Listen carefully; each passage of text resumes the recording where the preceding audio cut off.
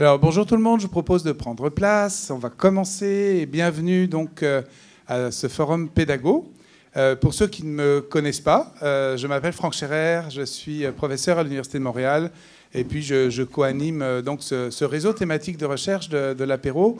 Je vais en quelques mots raconter de ce qu'il en est de Pédago.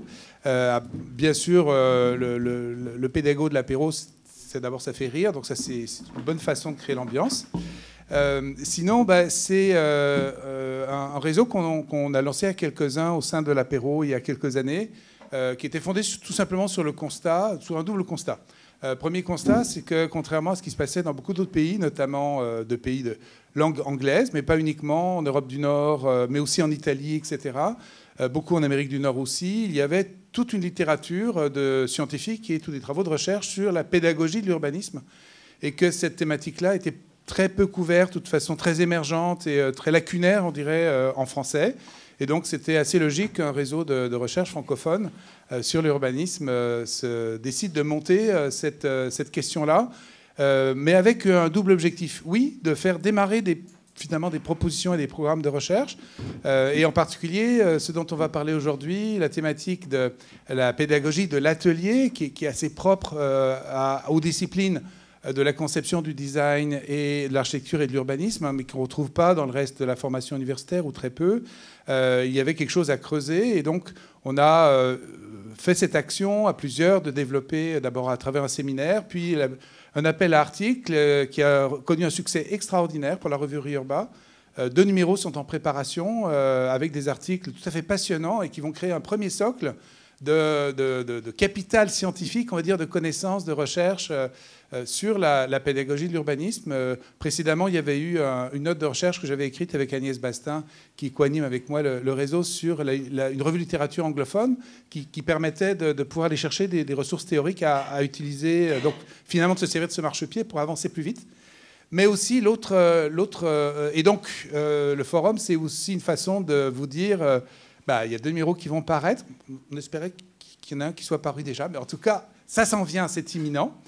Mais aussi, l'autre dimension, c'est que dans la communauté de pratiques pédagogiques que nous sommes, en tant que, pour beaucoup, universitaires, même s'il y a à l'apéro d'autres choses que les universitaires, mais aussi comme étudiants, mais aussi comme doctorants, on n'a jamais de forum où on puisse discuter des pratiques pédagogiques, d'avoir un retour réflexif sur nos pratiques pédagogiques en urbanisme. C'est là aussi un angle mort. Et donc l'autre vocation du réseau Pédago, c'est d'initier des moments quand l'organisation des rencontres internationales le permet. Vous voyez, à un moment donné, fin de journée, après d'autres activités, de pouvoir offrir un moment de dialogue, tout simplement, sur nos pratiques pédagogiques, parce que ça occupe, en tout cas pour ceux qui font métier d'enseigner à l'université, une part importante de notre activité dont on parle jamais, je dirais, entre nous finalement, ou très peu. Alors voilà, ça c'est le côté plus inclusif, on va dire, du Forum Pédago. Et, je suis très très content de voir que malgré l'heure tardive et la distance, on est quand même bien nombreux à avoir été attirés par le sujet. Je vais laisser la parole à Jean-Michel Roux qui va expliquer comment va fonctionner ce soir. Merci Franck. Donc Jean-Michel Roux, enseignant-chercheur à l'Université de Grenoble-Alpes et aussi membre plus récent du réseau Pédago. On avait annoncé un programme en 2 temps, mais vu le temps, vu l'épuisement collectif, vu aussi la disposition de la salle, on propose de le transformer en un tour de table avec 5 interventions successives sur la question de l'atelier et avec des temps d'échange avec la salle après 2 présentations. Donc ce sont des temps rythmés de 10 minutes, échange avec la salle, et puis après un débat plus général. Voilà. On pense que ça fonctionnera mieux en fin de journée que de nous rediviser en sous-groupes.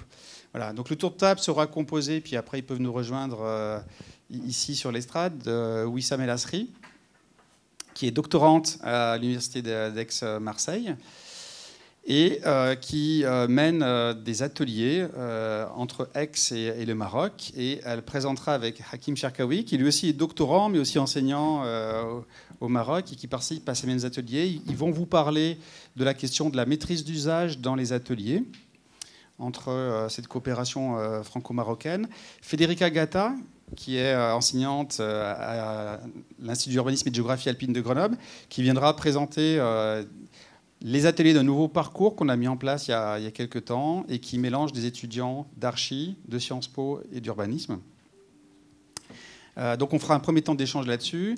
Après, on aura François-Xavier Leray, qui est le régional de l'étape et qui est enseignant professeur associé à l'IATU et qui travaille aussi à Solia et qui viendra présenter les ateliers qu'il mène ici. Donc là, pour le coup, lui, véritablement à l'articulation entre le monde pratique et le monde académique, puisqu'il est un pied dans chaque monde. Quatrième intervenant, Franck Scherer, donc on ne présente plus, il s'est lui-même présenté, qui viendra nous parler de la spécificité des ateliers qu'on peut avoir au Canada, peut-être un peu moins prescriptif, un peu plus critique. Et il y a enfin l'invité surprise, c'est Pierre Cox d'Elysuru à Bruxelles, qui viendra nous parler des challenges interuniversitaires en urbanisme, comme étant aussi au sein de l'apéro une façon de faire le pont entre le monde académique et le monde pratique. Voilà, et je serai en charge d'animer le débat. Alors, bonsoir tout le monde. Nous sommes ravis d'être avec vous aujourd'hui pour vous présenter des expériences d'ateliers qu'on mène entre le Maroc et la France depuis une dizaine d'années maintenant.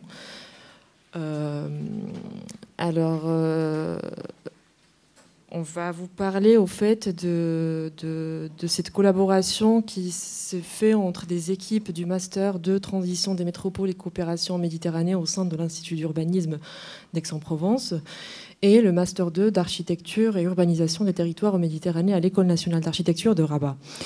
Et du coup, c'est une collaboration, ce sont des ateliers qu'on organise d'une manière ponctuelle. Chaque année, 2 ateliers par an entre des étudiants en architecture et en urbanisme. Et notre démarche, la question principale qui nous est chère et la démarche selon laquelle on travaille, c'est une démarche inclusive qui concerne principalement de suivre une approche transdisciplinaire et puis une approche collaborative. Collaborative parce que on travaille entre étudiants en architecture et en urbanisme, mais pas que. Dans le cadre de ces ateliers-là, qui ont la durée d'une semaine jusqu'à 10 jours sur le terrain, avec les habitants, avec les usagers, avec les acteurs du territoire. Et du coup, on mobilise des outils qui nous permettent de les impliquer avec nous dans cette démarche de la réflexion du projet dès le début, depuis la formulation de la commande et comment on l'a fait évoluer avec tous ces acteurs, jusqu'à la conception du projet. Ils sont impliqués aussi avec nous. Et tout ça avec des outils, comme je l'ai dit, à savoir par exemple la méthode des itinéraires, le transec, les cartes mentales, avec des entretiens, des relevés, etc. Donc c'est vraiment des moments où ce sont des séances de travail qu'on organise, mis à part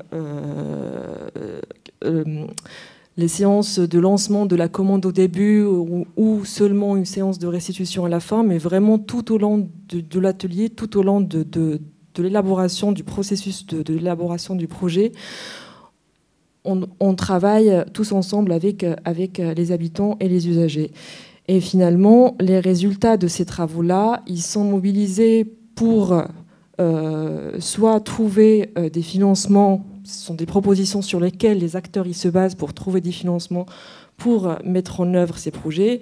Ce sont aussi des moyens pour monter des micro-projets. Merci Wissam.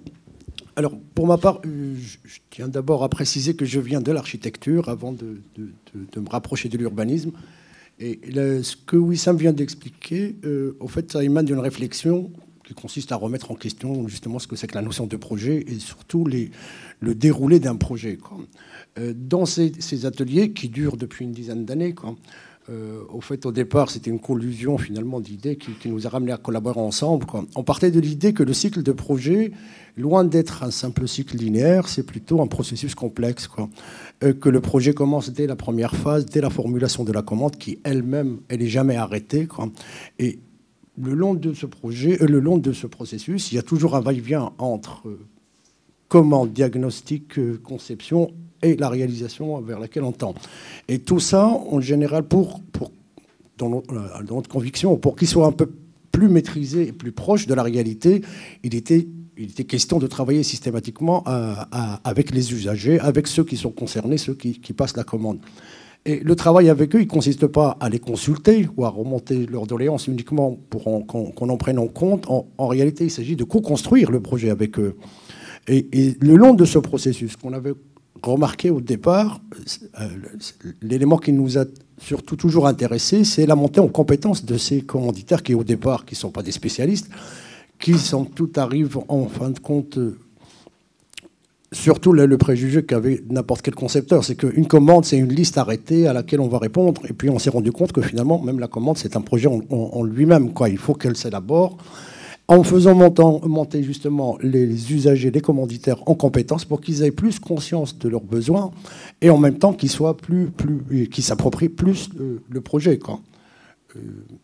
Cette pratique-là, alors dans l'école d'architecture, normalement on l'a commencé dès les premières années, en fait pour construire un peu l'idée chez l'étudiant qu'un architecte ou un urbaniste, il n'est pas là juste pour répondre à une demande d'une manière froide, automatique. Et en même temps, c'est de les amener à être beaucoup plus proches de la réalité. Alors si on les amène directement en confrontation avec les habitants ou avec le terrain, c'est d'une part pour les sortir de leur zone de confort, mais d'autre part pour qu'ils apprennent à faire émerger réellement du projet à partir du terrain et à partir du contact direct avec la population. On est dans les temps ? Ah, parfait. Ah, parfait. Ok. Très bien. Oui.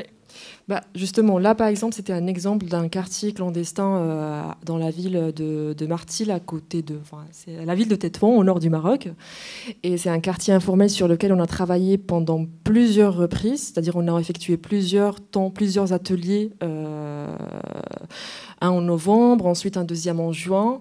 Et à un certain moment, pendant les premiers jours, on faisait du terrain avec les étudiants archi et urbain, avec bien évidemment, comme on l'a précisé, avec les associations de quartier, les habitants et les usagers, on a fait émerger l'idée d'un réaménagement d'une placette à l'entrée du quartier. Et du coup, la conception de cette placette, le réaménagement de cette placette, et puis même la conception du mobilier urbain que vous voyez sur les photos, au fait, ça a été fait avec les habitants, avec les associations de quartier, les autorités. En fin de compte, c'est aussi, ils ont été impliqués et du coup, ça devient une manière aussi d'interpeller les autorités sur notre présence sur un terrain. On travaille sur une durée, une petite durée, mais après, on fait construire quelque chose sur la longue durée. Et cette présence sur le terrain avec les habitants, ça fait créer une dynamique. Et cette dynamique, elle interpelle aussi les autorités. Et du coup, on a vu par la suite que les autorités, les administrations, ils se sont intéressés après notre travail sur ce quartier informel, clandestin. Ils se sont intéressés finalement à ce quartier-là. Et donc voilà. Alors, durant ce chantier, au fait, l'idée, elle a démarré, c'était plutôt une suggestion de la part des étudiants. Mais comme les habitants, ils avaient l'habitude de nous voir, les autorités, ils savaient qu'on était sur place. Alors tout de suite, ils ont répondu. Tout de suite, ils ont... au fait, le gros de ce que vous voyez sur les photos, ce sont les habitants et les enfants, quoi. Du coup, on pourrait penser que ça peut devenir une manière d'intervenir sur l'espace public, c'est-à-dire avec d'une manière participative, mais surtout, elle pose la question aussi du rôle que peut jouer un institut de formation finalement dans le développement de son territoire, quoi. Là, on sort complètement de l'atelier conventionnel où les travaux ne sont plus des travaux hypothétiques, où on est censé apprendre 2-3 notions ou quelques concepts à l'étudiant, mais au contraire, on le met en prise avec le terrain directement. Et en même temps, il est en phase d'apprentissage, parce que ça peut ressembler à du travail de bénévolat, mais en réalité, il reste inscrit dans le cadre de la formation. Les objectifs, c'est les objectifs de la formation, mais avec un élément supplémentaire, c'est qu'on passe à la phase réalisation, on passe à la phase aussi où on rentre en contact avec les autorités, les acteurs locaux et les habitants. En fin de compte, on peut dire que ceux qui sont vraiment mis en difficulté dans cette démarche, c'est les enseignants, parce que d'une part, les populations ils peuvent profiter de ce type d'aménagement. Les étudiants, ils apprennent tout en étant vraiment en exercice. Par contre, c'est les enseignants qui sont un peu pris de vitesse, parce que là, on les met aussi en face de réalités en général qu'ils ne connaissent pas auparavant, hein, qu'ils découvrent en même temps que leurs étudiants, quoi. Et voilà, quoi. Merci.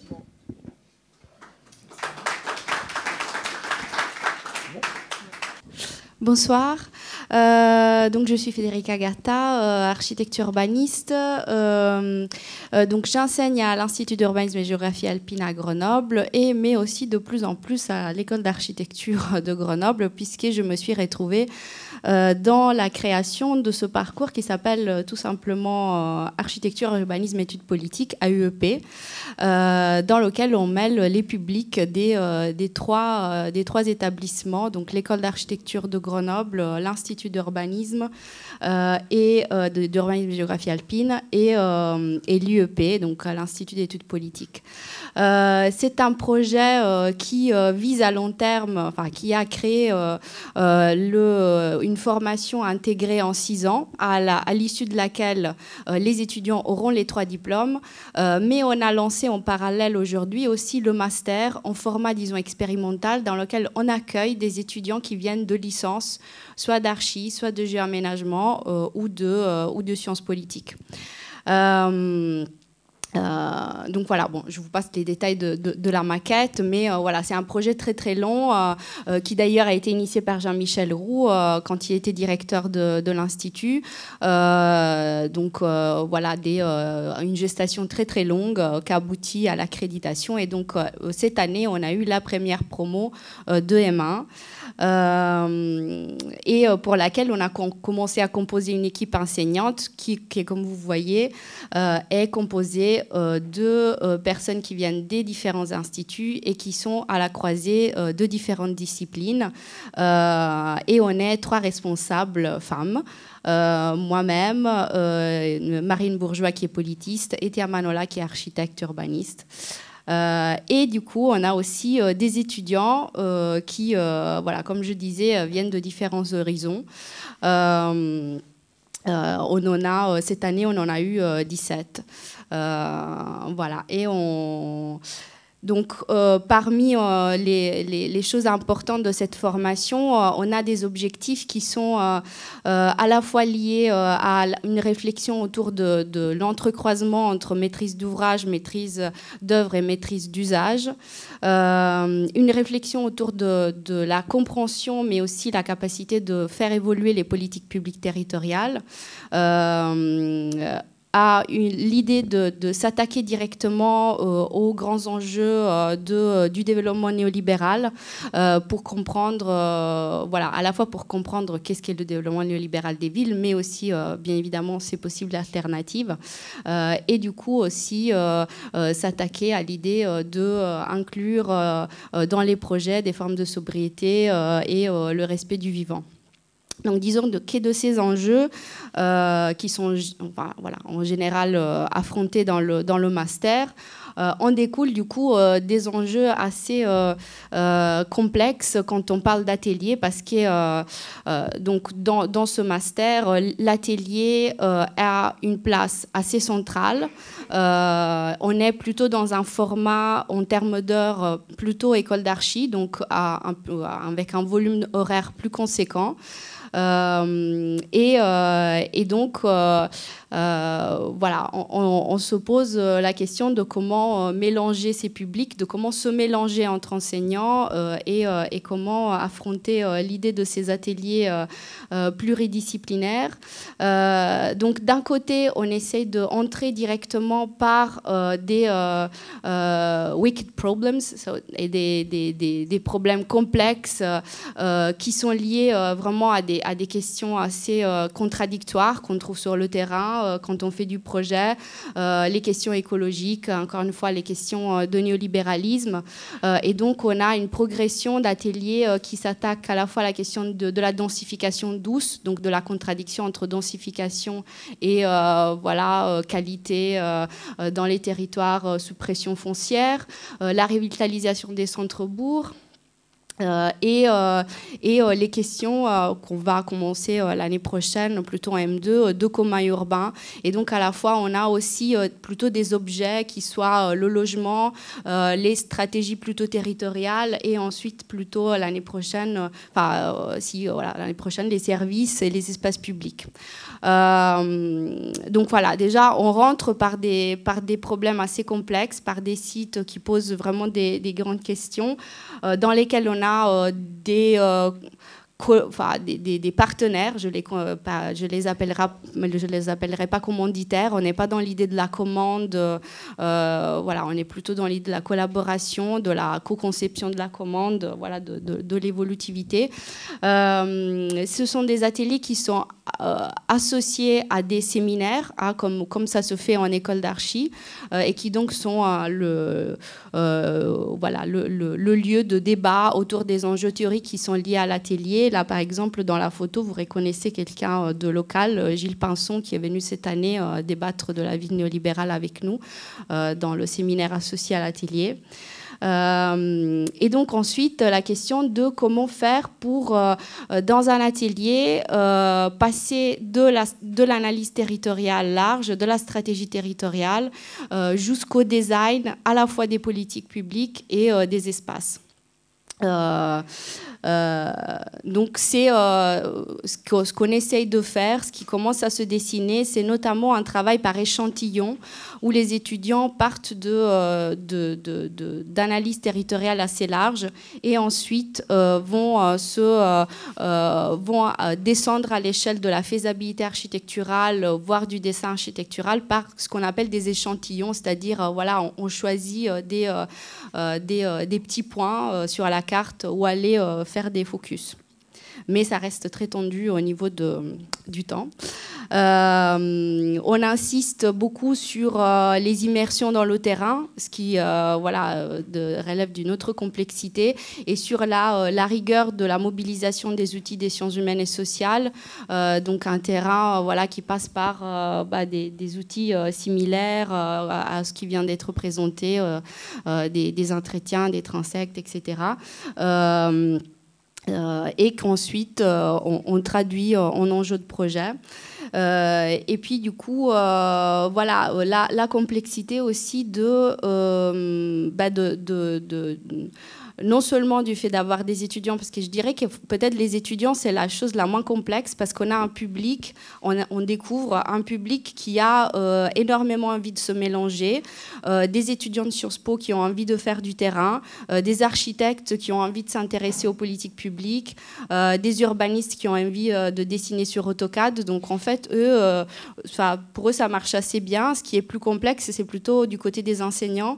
Voilà, on a des enseignants de Sciences Po qui ont très très peur du format atelier parce qu'ils ne le connaissent pas, parce qu'ils ne savent pas voilà, comment se préparer à l'atelier. On a des habitudes assez même si très similaires entre enseignants d'archi et enseignants d'urba, mais finalement on découvre des différences, notamment voilà, sur la place accordée aux acteurs, aux stratégies, voilà, vraiment sur la gestion du temps. Donc c'est plutôt le mélange pluridisciplinaire entre enseignants qui est un peu un challenge pour nous. Je ne sais pas s'il me reste... Bah voilà, juste pour vous passer quelques images, c'est pas très exotique à ce qu'ils produisent les étudiants pour l'instant. Et peut-être pour conclure sur une réflexion autour de la différence entre atelier en archi et urba, parce que c'est peut-être ça sur lequel on réfléchit le plus aujourd'hui, parce que voilà, Sciences Po, ça reste la discipline un peu exotique. Si je reprends, bah voilà les critères qui sont justement dans l'article de Franck Scherer et Agnès Bastin sur la revue de littérature sur les ateliers. Donc, à un certain moment, quand on parle de la différence entre Urba et Archi, c'est d'un côté la position plus centrale ou plus périphérique. Je dirais que nous, on a fait le choix plutôt du côté d'Archi, donc d'une position assez centrale.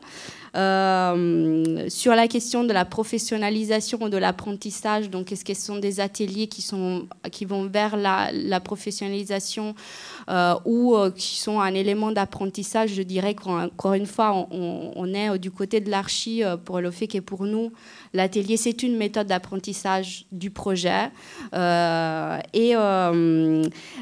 Mais on travaille en collectif, ce qui semble relever plus du côté de l'Urba. Hein, les étudiants travaillent en groupe et pas beaucoup en individuel. Et on a même essayé de faire des binômes, mais les étudiants ne veulent pas. Donc voilà.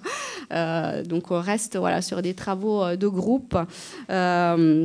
Et après, voilà, sur la question centrale du contenu, est-ce qu'on est sur du contenu Urba ou Archi? On essaie de mêler les deux, comme je vous dis, c'est pas très évident. Voilà, je m'arrête là. Merci.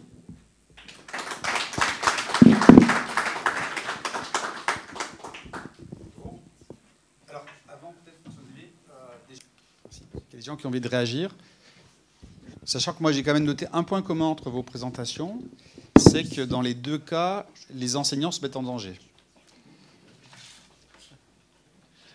À quoi bon?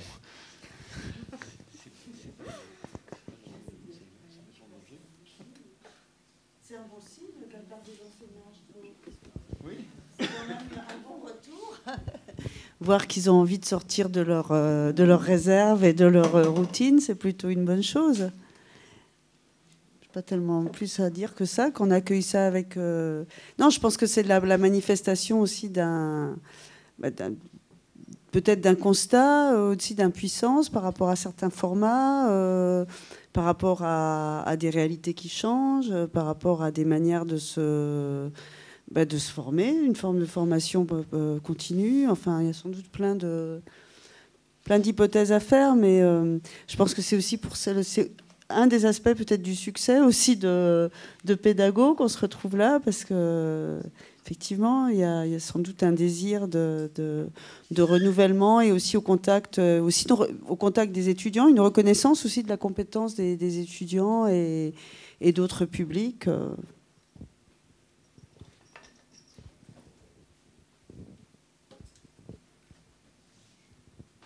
Oui. Alors il y a Frédéric et André. Je crois qu'on peut intervenir, sinon je vais courir avec le micro, mais pas vas-y. Bon.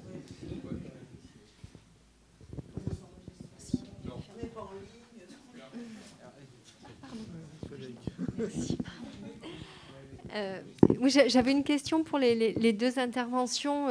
Dans l'atelier, alors, pour avoir fait de l'atelier pendant des années, comme beaucoup d'enseignants-chercheurs dans la salle, même quand c'est un atelier très classique, on se met en danger. On se met toujours en danger avec cet enseignement d'atelier parce que la commande est différente chaque année, parce qu'on est aussi dans un rapport à un maître d'ouvrage et on se dit, oh là là, est-ce qu'on va arriver à piloter l'atelier de manière à ce qu'à la fois les étudiants trouvent ce qu'ils attendaient en termes de formation et de sujet et idem pour le maître d'ouvrage.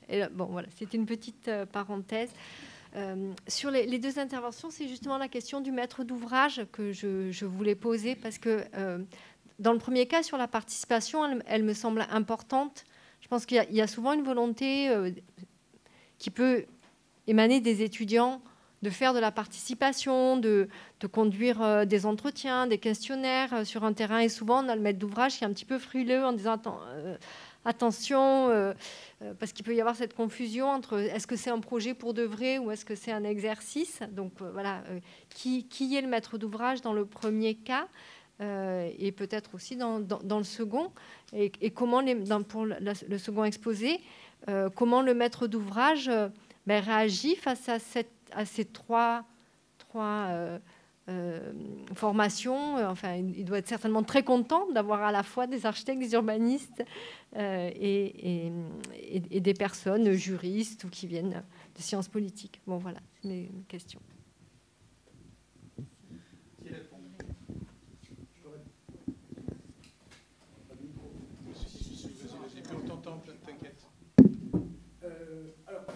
Pour l'expérience qu'on a vécue, au fait, on a affaire à c'est jamais le même, je veux dire, différents types de maîtres d'ouvrage. En général, quand il s'agit de faire le cours ou aux autorités, ce sont des réunions qui sont préparées au préalable, quoi. Et on part de l'idée que justement, on se met d'accord avec eux, que c'est une école qui est là pour mettre à leur disposition leur technicité, leur expertise, quoi. Et bien entendu, on leur explique qu'on travaille avec les étudiants. Dans d'autres cas, ce sont carrément des particuliers qui se présentent à nous, quoi.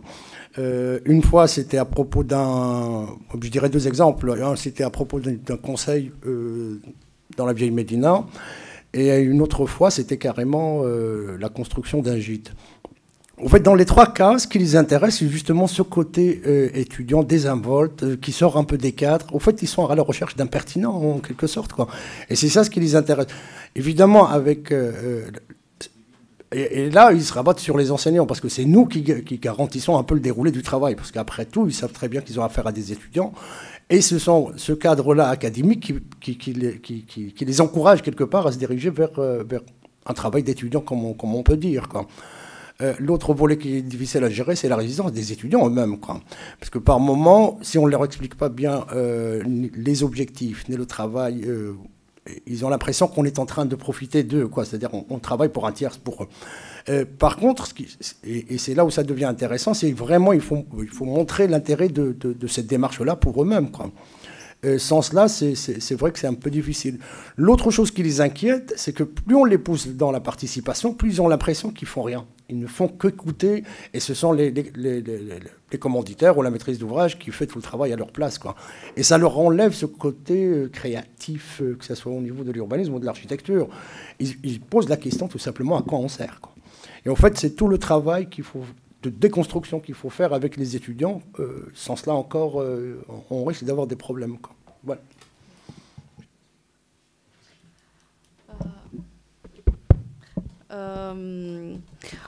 Moi, je dirais que nous, pour l'instant, on est dans des choses beaucoup plus classiques, hein. On a des partenaires qui sont des collectivités. On a travaillé jusque-là dans des contextes plutôt périurbains, ruraux, où il n'y avait pas beaucoup de risques de beaucoup envahir des terrains, parce que c'est vrai que l'une des questions qu'on se pose en étant beaucoup d'enseignants formés aux sciences humaines et sociales, à la sociologie, à l'anthropologie, c'est l'intrusivité dans le terrain, le fait d'épuiser les terrains, surtout quand on est sur des terrains métropolitains, de surenquêter, de faire des promesses, etc. Je dirais que pour l'instant, on est resté timide. Vu la complexité qu'on a des choses, on ne s'est justement pas trop lancé sur des questions de contact trop de proximité avec le terrain, et du coup avec des questions de maîtrise d'ouvrage très simples pour l'instant. Alors, donc oui, une question un peu large. Moi, je suis effectivement plus géographe, et par rapport, j'ai une expérience d'atelier qui est infime. J'ai co-encadré une seule fois, il y a presque 10 ans, un atelier. Donc, j'ai une vue très étroite. Et ma question, c'est de savoir, est-ce que les étudiants ont conscience de cette dimension presque culturelle? Parce que, du coup, moi, je connais le terrain en géographie. Donc, en géographie, il y a la sortie de terrain. C'est presque un rite d'initiation du géographe. Et puis, quand on est près d'un morceau de granit, là, ça y est, on touche la géographie pour de vrai. Et on est devenu un vrai géographe. Et j'ai un peu l'impression, et quand j'avais co-encadré l'atelier, que j'étais devenu un vrai urbaniste à encadrer un atelier. Et donc, ma question, c'est est-ce que parmi vous et parmi les étudiants, il y a aussi une forme d'acculturation au métier, d'identification à cet exercice comme une forme presque en exagérant un peu, culturelle du domaine. Initiatique, voilà. Est-ce qu'il y a quelque chose comme ça? Merci André. Bah oui, absolument. Après, après, c'est nous dans notre cas, on a des étudiants d'archi qui ont déjà fait une licence d'archi, qui ont déjà été initiés de manière très très forte, et d'autres qui découvrent, qui ont envie de découvrir. Comme voilà, les étudiants qui viennent de licence géoaménagement n'ont pas forcément fait d'atelier, mais voilà, ils s'attendent, ils veulent s'acculturer, ils veulent faire ce rite initiatique. Et les étudiants de Sciences Po, alors cette année on n'en avait que 2, il y a eu quand même des fortes résistances à cette initiation. Enfin voilà, ils se sont rendus compte en effet de l'aspect très aussi rituel, hein, de l'atelier, de ces temporalités très étendues. Enfin voilà, c'est aussi tout un... Il n'y a pas que le terrain, hein, c'est aussi des journées entières à rester là, à bosser, à parler avec les enseignants, c'est pas trop, jusqu'à quand on reste là.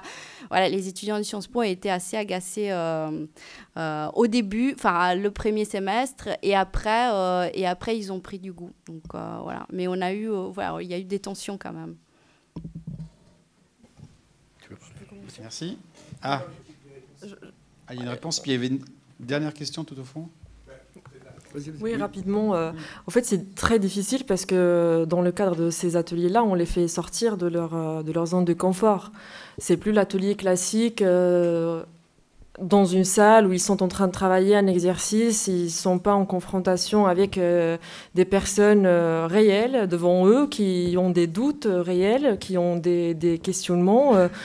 Et du coup, au début, cette confrontation, elle est assez, c'est assez rude, c'est très dur, quoi. Et surtout parce que, par exemple, dans les expériences qu'on a des ateliers franco-marocains, on se retrouve souvent au tout début avec des étudiants marocains qui croient savoir ou connaître la culture marocaine, alors que c'est pas du tout, c'est pas parce qu'on est marocain on connaît tout. On connaît tous les Marocains, comment ils vivent, comment ils habitent, quoi. Et au début, comme j'ai dit, c'est un peu pas évident, mais après, ça dépend de la personnalité de chaque étudiant, de leur évolution et comment ils prennent et ils s'approprient aussi cette manière de travailler. Une dernière question ? Oui, bonjour. Vous aviez parlé que les maîtres d'ouvrage des ateliers étaient souvent des collectivités. Moi, je voudrais savoir l'appétence des collectivités pour justement ce type d'atelier. Est-ce que vous avez du mal à trouver des maîtres d'ouvrage ou est-ce qu'ils viennent spontanément à vous? Et après, l'atterrissage aussi de tous ces travaux, est-ce que ça fait complément avec des bureaux d'études ou les suites qui en sont données?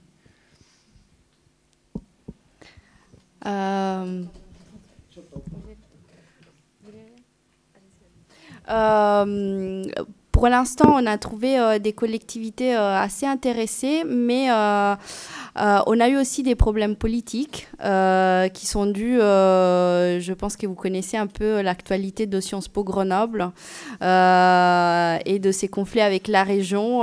Ça nous a coûté des difficultés à monter des ateliers. Mais sinon, les collectivités, oui, sont tout à fait assez intéressées, mais on n'a pas de...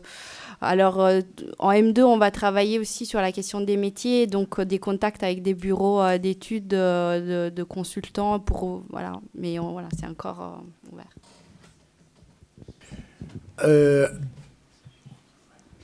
Alors, pour la question des commanditaires, comme je l'ai dit tout à l'heure, au fait, ils sont de 3 catégories, on va dire. Et puis, on va dire, soit il y en a ceux qu'on va chercher exprès, on va provoquer la commande, soit c'est eux qui viennent de chez nous, quoi. Alors, en ce qui concerne les résultats, ça dépend du commanditaire, quoi. Qu'est-ce qu'il va en faire du résultat, quoi. Alors, quand il s'agit, par exemple, d'administration territoriale, là, le travail il est assez intéressant parce que là, on s'implique réellement avec eux. J'ai en tête le réaménagement d'un village rural, quoi. Au début, la commande, elle consistait à reprendre quelques petits aménagements, quoi. Puis, chemin faisant, on les a entraînés avec nous jusqu'à ce qu'on a élaboré tout le réaménagement du village, quoi. On est passé d'un document de 7 pages, 7 feuilles A3, qui consistait à imaginer des parkings, au fonctionnement de tout le village, y compris son développement, quoi. Et ce document, c'est vrai que nous, en tant qu'école, on ne pouvait pas passer à à l'exécution directement. Mais ça a permis à l'agence, ce qu'on appelle chez nous l'agence urbaine, quoi, à mobiliser tous ses partenaires, en fait tous les services extérieurs autour de ce projet-là, quoi, et à lever des fonds également, quoi. Et là, on est allé jusqu'à discuter avec les autorités cette fois-ci, quoi, c'est-à-dire avec le préfet en personne qui suivait le projet avec nous, quoi. Et tout ça, ça a commencé par une petite consultation de rien du tout, quoi. Mais comme on est dans une école, et nous aussi on a des objectifs pédagogiques, on ne pouvait pas se contenter de leur dire, voilà, on va vous reprendre vos parkings et c'est tout, parce qu'après tout, on est quand même responsable de la formation, quoi. Donc pour nous, on a élaboré un programme de formation, et c'est là encore la difficulté avec ce type de projet, c'est qu'on reçoit la commande, comment on peut fixer les objectifs, quoi. Et du coup, on n'a pas de visibilité dès le départ, en tant qu'enseignant, encore une fois, quoi. C'est le projet qui décide qu'est-ce qu'on va voir, qu'est-ce qu'on peut voir.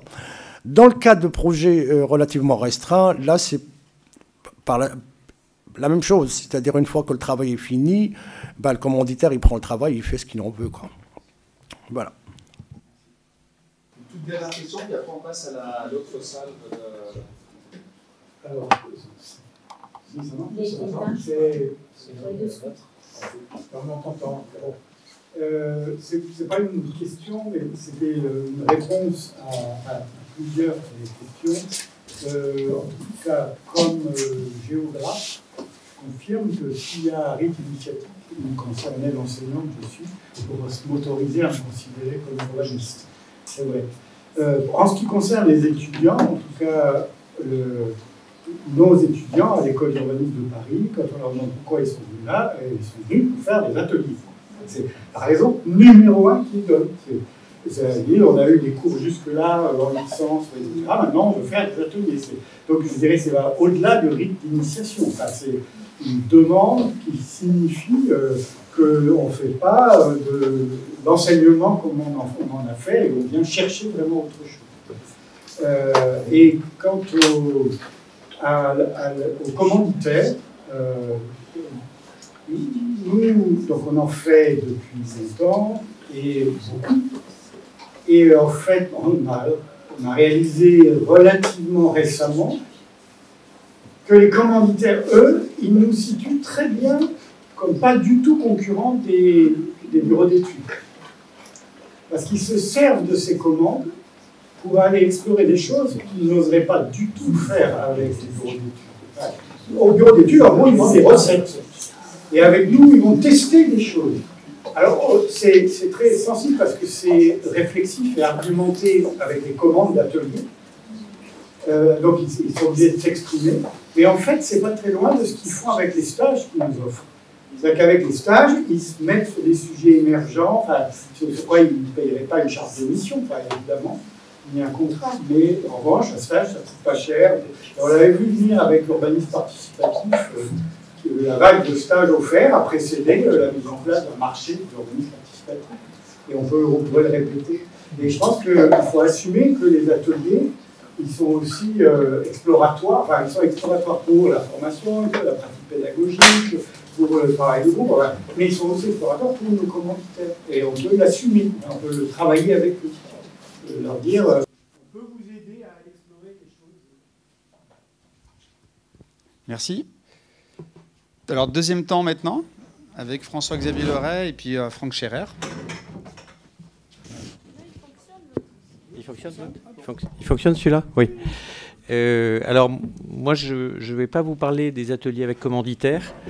On en fait chaque année et ça marche assez bien. Mais je vais plutôt vous parler d'un atelier qu'on a mis en place à partir de l'étudiant médiocre que j'étais et qui ne comprenait pas complètement ce qu'il faisait dans des études d'urbanisme. Et j'en suis arrivé en regardant mes étudiants et j'avais 3 types d'étudiants. J'avais des étudiants qui apprenaient par les pieds, des étudiants qui apprenaient par la tête, et puis des étudiants qui essayaient de se situer entre les deux. Ça montait, ça descendait, c'était jamais très stable.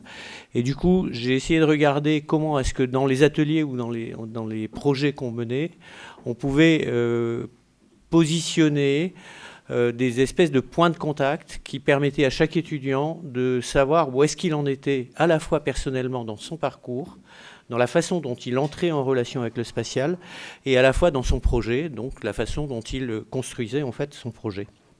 Et donc, j'ai eu la chance de tomber sur une thèse qui a été faite par une dame qui s'appelle Joumana Stéphan sur un projet urbain à Beyrouth et qui a fait un magnifique graphique que j'ai en fait complètement détourné. Tout simplement parce qu'il m'allait bien, quoi. Et du coup, j'en suis arrivé à imaginer que les étudiants, de façon naturelle, ils se positionnaient sur 3 parcours possibles d'appréhension de l'espace. Ce qu'on appelle un parcours, ou moi ce que j'ai appelé un parcours efficace, c'est celui qui est le plus réactif, qui trouve la solution avant de poser le problème. En gros, le deuxième parcours, qui est un parcours conceptuel, c'est celui qui aura besoin de passer par toutes les étapes classiques du diagnostic, de l'interrogation des différentes options, etc., pour arriver justement à un projet. Et puis le troisième parcours, que j'ai appelé moi le parcours raisonné, c'est essayer de comprendre comment justement il oscille entre le parcours efficace et le parcours plutôt conceptuel. Et du coup, j'ai trouvé dans les premières années d'enseignement que s'attaquer à des problèmes complexes créer en fait des interrogations complexes chez les étudiants. Et du coup, j'ai plutôt préféré me baser sur une injonction complètement basique, enfantine, c'est l'injonction « va acheter du pain ». Et à partir de cette injonction « va acheter du pain », donc d'un parent à un gamin, j'essaye de déconstruire à chaque fois en fait tout le parcours du projet et de déconstruire la complexité du projet en pointant tout simplement, par exemple, qu'il y a une commande et qui pose la commande, comment est-ce qu'elle arrive là, qu'il y a bien entendu un espace financier qu'il faut arriver à traiter, qu'il y a bien entendu un espace de mobilité, etc. Et à partir de là, donc, je décompose l'action d'un enfant qui va acheter du pain en somme de petites actions les plus simples possibles jusqu'à ce que tous les étudiants reprennent pied en fait sur la façon dont ils comprennent cette injonction qu'ils ont tous vécue quelque part. Et à partir de là, donc, je peux recomposer le projet en leur expliquant que, bien entendu, il va falloir structurer une réponse complètement complexe. Et du coup, je les amène, et c'est là le principe de l'atelier fondamental, à comprendre ce que eux, naturellement, sont capables de faire, c'est-à-dire leur posture quasiment naturelle, et essayer de comprendre leur posture plutôt professionnelle et organisée. Et du coup, j'essaye de ramener vers un parcours efficace les parcours trop conceptuels, et vers un parcours plus conceptuel les parcours trop efficaces. Voilà mon boulot en fait de prof. Et du coup, je veux les mettre en danger, en fait. Alors, je me mets bien entendu en danger aussi, et j'ai bien entendu ce que vous avez dit tout à l'heure, mais je veux aussi les mettre en danger, et je veux qu'ils arrivent à comprendre que être urbaniste, et ça c'est plutôt ma pratique professionnelle qui me le fait dire, être urbaniste, c'est bien entendu travailler avec sa tête, mais aussi travailler avec son espace sensoriel propre, travailler avec qui on est, son histoire, travailler avec comment on fonctionne dans sa tête, sa psychologie, etc., etc.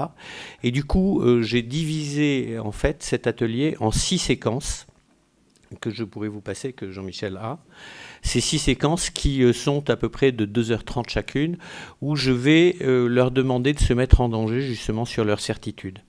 Et les 6 séquences, elles sont organisées sur une séquence 1, c'est comprendre et se comprendre. Une séquence 2, c'est construire avec du rationnel, mais aussi de l'irrationnel, où là, j'intègre en fait la question de l'intuition. Est-ce qu'elle est bonne, est-ce qu'elle n'est pas bonne, et comment on la réinterroge, comment on la réinterprète. La séquence 3, c'est avancer dans la construction partagée, c'est-à-dire je ne suis pas tout seul à fréquenter l'espace, je ne suis pas tout seul à penser l'espace, et comment est-ce que je vais justement intégrer d'autres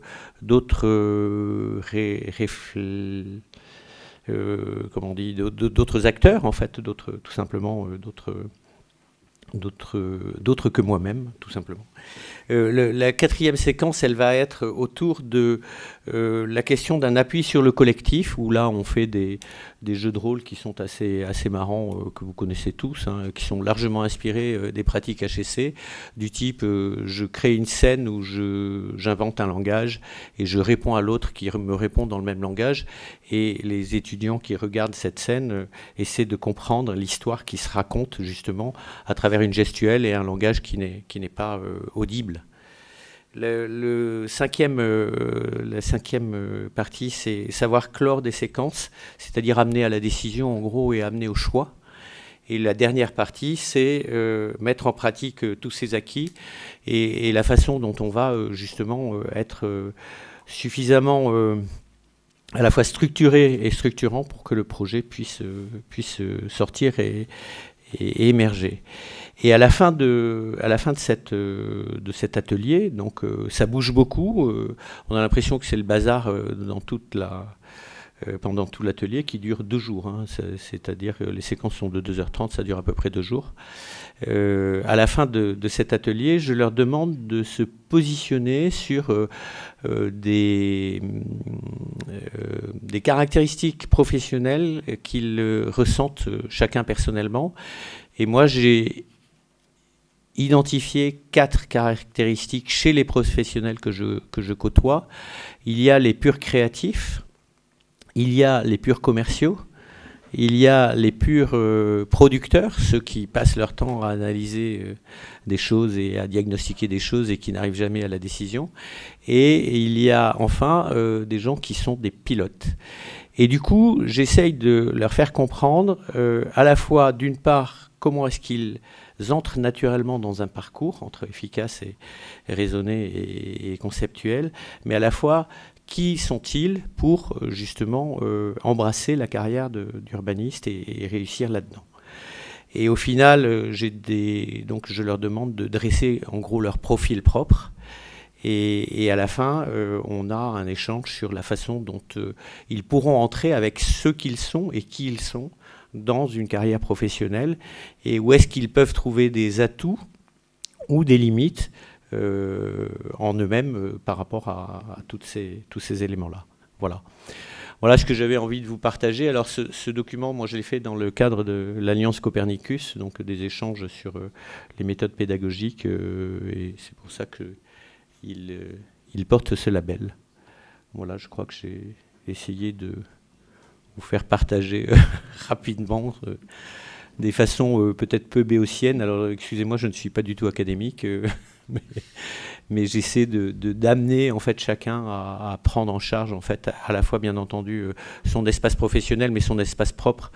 Et je les invite aussi à découvrir la façon dont ils vont capter leur premier poste.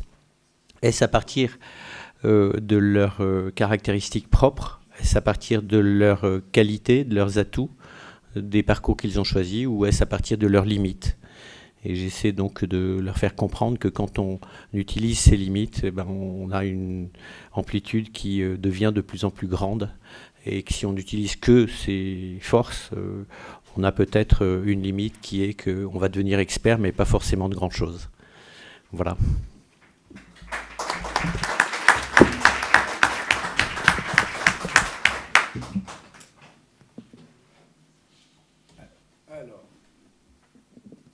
Alors, oui. Donc moi, je vais peut-être faire, comment dire, souffler un vent un peu exotique en vous parlant de la pratique de l'atelier au Québec en particulier, puis en Amérique du Nord en général. Mais avant, un tout petit préambule pour revenir sur le titre qu'on a donné à ce forum.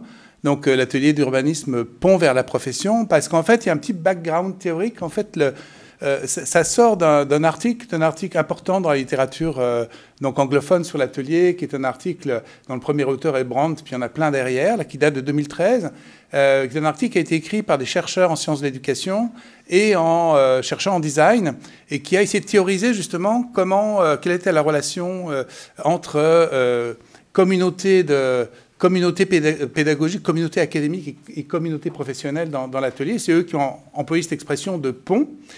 Et donc, ils analysent ça comme le lien entre 2 communautés de pratique, et en particulier la communauté de pratique professionnelle. La communauté de pratique, c'est un groupe social dont les membres partagent des valeurs, des compétences et une vision commune de la profession. Et l'atelier est finalement considéré, dans ce cas de figure, avant tout comme une communauté d'apprenants ou une communauté d'apprentis, en fait, qui permet aux étudiants de se familiariser aux normes, aux valeurs de la profession, et se forger un habitus professionnel. Puis c'est ce dont tu viens de parler, finalement, très exactement. Sauf qu'il y a différentes modalités pédagogiques pour faire ça dans les programmes professionnels. La plus importante et la plus connue, c'est le stage. Puis le stage, c'est vraiment l'apprentissage classique, on va dire, c'est l'immersion. Tandis que l'atelier a cette difficulté intrinsèque, c'est que ça répond à la fois à des normes et des valeurs académiques et à des normes et des valeurs professionnelles, et qui a plutôt là ici la mise en tension. Puis cette mise en tension, elle est bien documentée, il y a beaucoup d'articles là-dessus. Puis vous verrez dans le numéro 11 de la Riurba, dont j'aurais bien voulu vous dire qu'il était enfin sorti, mais il va sortir incessamment sous peu. Et il y a beaucoup d'articles qui, notamment à propos de l'atelier sur commande, parlent de cette tension, et c'est vraiment extrêmement intéressant. Alors, donc, si c'est un pont, c'est donc un pont suspendu. Vous savez, les ponts suspendus, c'est un équilibre des tensions. La question, c'est est-ce qu'on construit les ponts suspendus de la même manière au Québec et en France? Probablement pas. Enfin, peut-être du côté des ingénieurs, mais du côté des urbanistes, moins. Pourquoi? Parce que si on parle de communauté de pratiques, de valeurs, de compétences, de vision commune, on fait appel à un cadre socioculturel de l'urbanisme. Et vous le savez combien les cadres socioculturels de l'urbanisme sont différents entre les pays, et particulièrement différents entre l'Amérique du Nord et l'Europe. Et donc, évidemment, on ne va pas construire les ponts de la même manière. Et donc, je vais simplement rappeler dans un premier temps ces caractéristiques quelques caractéristiques structurelles, puis parler un petit peu des types d'ateliers. Puis, si j'ai encore le temps, je parlerai de mon expérience d'atelier à travers un atelier de type expérimental. Alors, je vais vraiment m'en tenir à des points très simples qui ont à voir avec l'organisation de la profession, puis l'organisation universitaire. Premier point, quand même assez essentiel, c'est qu'au Québec, l'urbanisme est régi par un ordre professionnel, l'ordre des urbanistes du Québec. Et dans le reste du Canada, il y a une association professionnelle, et c'est que ce soit l'association ou l'ordre, accrédite les programmes professionnels en urbanisme. Donc il y a un processus d'accréditation formel. Bon, dans le détail, le processus d'accréditation de l'ordre des urbanistes du Québec est un petit peu en panne, mais dans le fait, on anticipe qu'on va être accrédité, et donc évidemment, on rend les programmes conformes aux attentes. Donc c'est très formel, c'est très codifié. C'est-à-dire que vous avez une liste très précise d'habiletés et de compétences qu'on doit retrouver dans les programmes, dans les ateliers. C'est-à-dire c'est très codifié. Voilà, il faut retenir. Puis moi, j'étais donc comme directeur de l'Institut urbaniste de l'Université de Montréal dans le cadre d'une accréditation nord-américaine, ça s'appelle Planning Accreditation Board. Puis là c'est une folie codificatrice. Donc on est dans un dispositif beaucoup plus normé, ce qui d'une certaine manière participe à réduire la tension, parce que vous avez quelque chose de très formalisé. Donc, si vous répondez à ce qui est attendu du côté de la profession, au fond, avec la liste des compétences qui est attendue, vous n'avez pas à remettre sur le tapis en permanence l'affaire. C'est écrit des deux côtés, quelque part. Donc ça permet quand même de créer quelque chose qui est peut-être moins en tension. Le deuxième aspect, c'est le côté de l'université québécoise, nord-américaine, l'organisation universitaire. Bon, déjà, évidemment, la première différence, c'est que tout ce qui est architecture, urbanisme, design, tout ça, c'est dans l'université, c'est pas dans des écoles séparées. Donc, bon, ça, c'est évidemment un autre contexte, mais c'est pas là peut-être le plus important, parce qu'au fond, même s'il y a plus d'ateliers à l'université, comme par exemple à l'Université de Montréal, je peux vous garantir que pour la haute administration de l'université, un atelier, ça reste quand même un objet extrêmement étrange et incompréhensible, parce que ça reste quand même une logique pédagogique traditionnelle. Je veux dire, il ne faut pas rêver. Ce n'est pas parce qu'il y a plus d'ateliers d'architecture à cause des études d'urbanisme à l'université que ce n'est pas extrêmement exotique. Parfois, il y a de l'étonnement admiratif en disant « Oh, c'est formidable, vous avez inventé la pédagogie inversée », mais la plupart du temps, c'est plutôt « C'est quoi cette affaire ?» Bon. Donc, ça aide pas plus. Mais quand même, ce qui aide, en particulier dans le contexte de l'université québécoise, c'est un système de normes d'organisation de l'université qui fait que les crédits étudiants, c'est très normé aussi. Un atelier, c'est 6 crédits. Les étudiants en attendent pour leur argent. Mais pour les professeurs aussi, c'est 6 crédits. C'est-à-dire, moi, par exemple, je prends mon cas, je donne un atelier d'urbanisme de 6 crédits. C'est 2 jours par semaine pour les étudiants, 2 jours par semaine pour le prof. C'est-à-dire, c'est la coprésence. D'accord ? C'est pas juste quelques heures d'encadrement d'une équipe d'étudiants qui sont laissés, comme j'ai pu le connaître, dans une autre vie. Et donc, en fait, on attend de moi que je sois tout le temps avec les étudiants, ce qui veut dire que je vais devoir avoir une pratique pédagogique de l'enseignement d'atelier beaucoup plus développée. Des exercices, des charrettes, des capsules méthodologiques. Alors, l'autre particularité, c'est qu'en Amérique du Nord, on enseigne l'urbanisme aussi au premier cycle, et peut-être même avant tout. Donc, ce sont des étudiants qui, eux, vont être soumis à un encadrement beaucoup plus fort, parce qu'ils ne sont pas comme au master, avec plus d'autonomie, etc. Donc là, il y a vraiment une coprésence. Bon, moi, en maîtrise, j'avoue que c'est un peu plus léger, mais dans mes évaluations de prof, en général, ce qui revient, c'est que le prof n'est pas assez présent, quoi. Ça, c'est un peu peut-être ma culture française qui reste. Donc, c'est le reproche qu'on me fait. Donc, ça, c'est un point important, mais en même temps, en échange, mon enseignement d'atelier, un atelier, c'est la moitié de mon service annuel. D'accord ? C'est un atelier, c'est la moitié de mon service annuel. Donc, vous voyez, on est dans un monde complètement différent de ce contexte-là en termes d'organisation, aussi bien du côté du monde professionnel que du côté de l'organisation universitaire. Alors, pour parler un peu des formes d'ateliers qu'on va trouver et des modalités de pont avec la profession, je voulais repartir de l'enquête fondatrice de Heutman et de Weitmore, qui sont deux universitaires qui ont fait une très grande enquête dans les années 80 sur la place des ateliers dans les programmes d'urbanisme aux États-Unis, qui est un peu la première grande enquête qui a porté sur et qui est un peu fondatrice, et dont ils ont sorti une typologie, puis qu'on a complétée depuis, parce qu'il y a des formes d'ateliers qui sont apparues. Donc, ils distinguent dans les programmes donc d'Amérique du Nord 3 types d'ateliers. Premier atelier, je vais passer dessus, c'est l'atelier d'introduction qui est en début de formation, qui permet de familiariser des étudiants qui viennent de plein de parcours différents à l'approche de l'urbanisme. Il y a vraiment une acculturation, on est plutôt dans cette logique d'acculturation dont on parlait, mais c'est aussi commencer à utiliser les outils graphiques, c'est savoir faire un diagnostic, enfin voilà, c'est un peu le b.a.-ba. Ça, à peu près, ça existe partout, puis il n'est pas très différent, je dirais, selon les pays. Le deuxième type d'atelier, lui qui a un poids très important, c'est ce qui s'appelle l'atelier cœur de l'enseignement professionnel. Donc, c'est un étudiant dans lequel, c'est un atelier récapitulatif. C'est un atelier dans lequel les étudiants vont récapituler tout ce qu'ils ont appris dans les cours théoriques, puis ils vont les mettre dans l'enseignement pratique, le learning by doing. Et donc, ils vont, à partir d'une situation de projet, une situation, mais qui est un cas d'école, ils vont récapituler toutes leurs connaissances, puis faire le meilleur projet possible, en quelque sorte. Donc, et c'est là où, effectivement, on forme l'urbaniste généraliste qui va être sensible aux méthodes et aux valeurs de la profession, mais ça va passer par la transmission de ces valeurs et de ces normes et de ces méthodes par l'enseignement, en quelque sorte, par la discussion critique, etc. Et donc, là, on est dans un apprentissage dans lequel, ce qui compte, c'est effectivement de bien cocher que l'étudiant arrive à mettre en pratique les habiletés et les compétences qui sont requises. Et le dernier type, c'est l'atelier spécialisé en commande réelle, qui donc se distingue par la commanditaire réelle, qu'il s'agisse soit d'une organisation communautaire, d'une agence régionale, d'une mairie, ou d'un problème guidé par la demande sociale, avec un livrable proche de la qualité professionnelle. Puis ça, c'est finalement quelque chose qu'on va connaître en France, mais avec un petit détail que je vais donner. Et puis, il y a une quatrième catégorie qui est apparue depuis l'enquête, qui est devenue assez importante, c'est l'atelier expérimental, où on va expérimenter de nouvelles méthodes de l'urbanisme. On va faire de l'innovation dans les méthodes de l'urbanisme. Puis quelque part, par exemple, les 2 premiers ateliers, je pense, ressortent pas mal de cette dimension expérimentale. Alors, la grosse différence avec la France, c'est que la France, c'est une situation très particulière, c'est qu'il y a l'omniprésence, en tout cas, la très grande domination d'une seule forme d'atelier, qui est l'atelier sur commande réelle, et qui plus est, pour beaucoup de formations en urbanisme, est financée, avec un financement. Or, cette situation est unique. Je ne connais pas d'autres pays où ça existe. Il y en a un peu ailleurs, mais pas beaucoup. Donc, en fait, par exemple, en Amérique du Nord, il n'y a jamais de commande, il n'y a jamais de financement, je veux dire. Ça n'existe pas. Bien sûr, on va travailler avec un partenaire, une municipalité en partenaire, on va travailler avec des groupes communautaires, on va y revenir. Parfois, il y a un peu d'une salle qui est mise à disposition pour que les étudiants fassent leur exposition, puis on fait venir du public, il y a une discussion, les étudiants participent à des séances de participation avec des publics, il y a plein d'activités, mais il n'y a pas d'argent. Bon. Donc il y a déjà ce rapport-là est complètement absent. Donc ça change beaucoup de choses, je peux vous dire, dans la tension entre les deux aspects. Et donc, si on revient aux situations du Québec, en fait, on a, je dirais, 2 types qui sont relativement courants. Il y a cet atelier cœur professionnel, l'atelier récapitulatif, là, il reste très présent.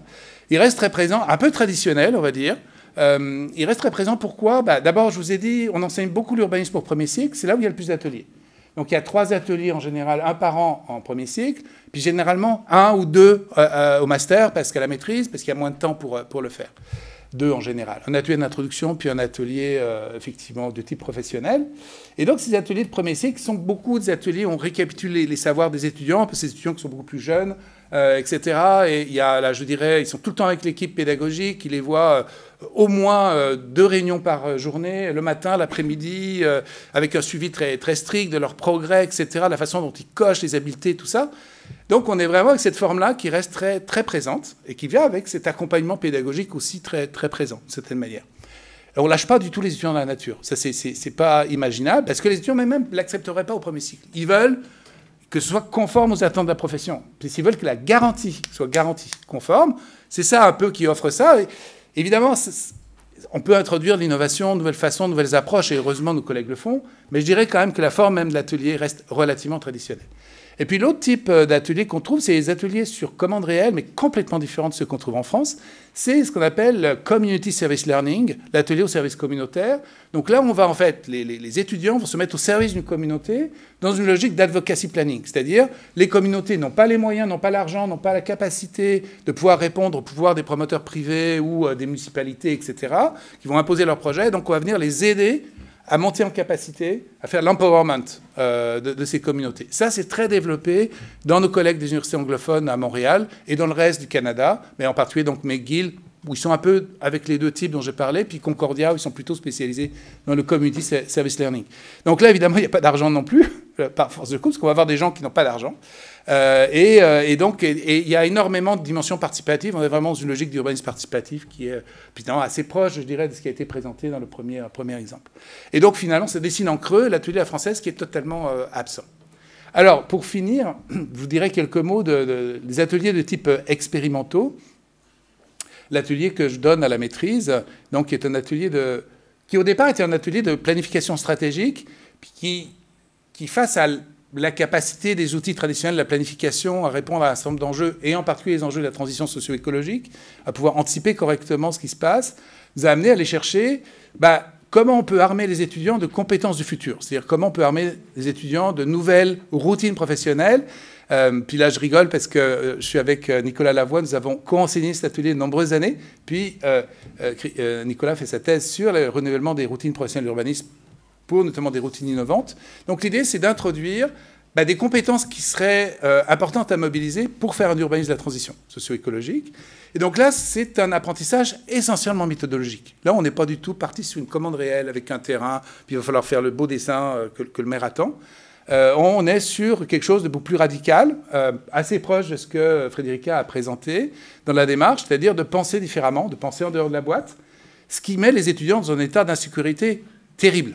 Évidemment, parce que ce qu'ils attendent, alors heureusement, c'est un public d'étudiants de maîtrise. Les étudiants de maîtrise au Québec, en Amérique du Nord, sont plus âgés. Souvent, ils reviennent aux études. Donc, on est face à des gens qui sont prêts à entendre quelque chose de nouveau. Puis ça marche bien, on peut le dire. Mais dans lequel on va les amener à travers des apprentissages de méthodes qui sont issues des méthodes des sciences de la conception innovante, notamment du groupe de l'École des Mines autour d'Armand Hatchuel, la méthode CK, on a importé en urbanisme avec un collègue méthodologue et prof de design, s'appelle Christophe Abrassard, et toutes les méthodes prospectives que moi j'ai pratiquées en France de nombreuses années, qu'on a co-développées à nouveau avec des méthodes de prospective participative, là on vient avec, je vous passerai les détails, avec des outils complètement différents pour la façon à la fois de concevoir de nouvelles organisations spatiales de demain, répondant aux exigences de sobriété et d'autres, etc., à partir d'un brief un oxymore, d'un brief très décoiffant, très insécure, et à les amener à justement sortir des routines, se projeter dans le futur, à l'horizon 2050, et finalement, seulement dans les 3 dernières semaines, de revenir à un terrain et de faire un diagnostic en fonction de la vision qu'ils ont produite. Donc on retourne complètement à la logique de l'atelier, et finalement, on s'inscrit quand même en partenariat, par exemple, avec la Ville de Montréal pour la vision 2050 de son plan d'urbanisme et de mobilité, mais on amène quelque chose qui est comme, finalement, ce que la profession attend pour le futur de la profession. Donc là, évidemment, on va avoir du mal à parler avec l'Ordre des urbanistes du Québec, parce que ce n'est pas vraiment ce qui représente le futur de la profession. Mais en tout cas, on répond, je pense, à une attente étudiante. Et je vais finir juste sur un dernier élément, une petite affaire. Oui, il y a l'angoisse. Alors, l'angoisse des étudiants, la règle de façon assez simple, c'est qu'on leur fait faire, dans l'atelier de conception innovante et de prospective, on leur fait faire un atelier classique, sauf qu'il dure 24 heures. Donc, c'est la première journée. On a un système de jeu de cartes, ils tirent un terrain, ils tirent un programme, ils tirent des financements au hasard. Ils ont une combinaison et ils ont 24 heures pour faire une proposition d'aménagement. Et ils le font très bien. Et donc on leur dit, regardez, vous savez faire.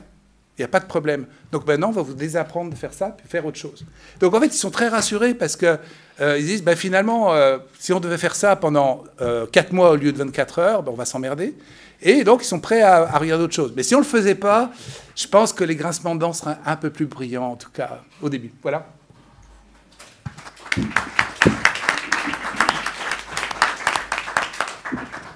Merci François-Xavier et Franck. Alors, Emmanuel. On est un peu québécois, nous, à Bordeaux. Et une question intéressée par rapport à ça, parce que je vous raconte sur les Américains, sur les vocations planning, et donc les étudiants qui se mettent au service de la communauté, c'est aussi pratiqué par nos collègues en Italie. Là récemment, on a eu une sollicitation par un collectif habitant, et j'étais dans une hésitation qui était celle de, finalement, si on fait un service de ce collectif qui est évidemment pas très heureux de ce que fabrique par derrière un maître d'ouvrage public. Voilà, un maître d'ouvrage public, donc qui va à l'encontre de ses intérêts habitants. Et là, j'ai commencé aussi à réfléchir à nos autres ateliers financés et à m'interroger sur de quel côté on se met finalement. Est-ce que c'est les habitants qu'on va soutenir avec un risque de se mettre en péril par rapport à nos maîtres d'ouvrage qui nous financent? Voilà, tu vois le sens de ma question, ou est-ce que ça se pose aussi de la même manière dans votre contexte? Eh bien non, ça ne se pose pas de la même manière, parce que justement, on n'est pas dans le même contexte. Et on est dans un contexte dans lequel les pouvoirs publics sont beaucoup moins omniprésents, omniscients, etc., et dans lequel beaucoup se fait par le milieu communautaire. Donc, une capacité d'initiative beaucoup plus grande. Donc, c'est beaucoup plus naturel d'aller de ce côté-là, les outiller. Et eux-mêmes sont outillés pour travailler avec les étudiants. Donc, il y a toute cette culture-là qui existe et qu'on ne va pas réinventer, je dirais, à partir de rien. Et surtout, on ne peut pas, ce serait inimaginable qu'on dise, on vient de la part de la ville de Montréal travailler avec vous. Le premier réflexe serait de dire, dehors. C'est clair. Donc ça, c'est pas imaginable. Quand on fait ce type de... Moi, je ne le pratique pas du tout, c'est pas du tout ma pratique. Mais c'est une pratique qui suppose effectivement, justement, d'être détaché d'un système dans lequel tu peux être considéré comme manipulé, finalement, par les puissants.